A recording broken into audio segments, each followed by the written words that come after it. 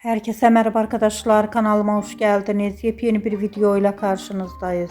Bugünkü videomuzda Türkiye'nin güzeller güzeli Ebru Şahin'den yepyeni görüntüler geldi. Ebru Şahin'in tatilden olan muhteşem görüntülerini sizler için YouTube kanalımda video halinde sunuyorum.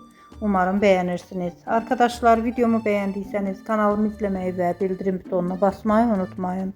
Şimdilik benden bu kadar olsun. Yeni videomuzda görüşmek üzere. Hoşça kalın.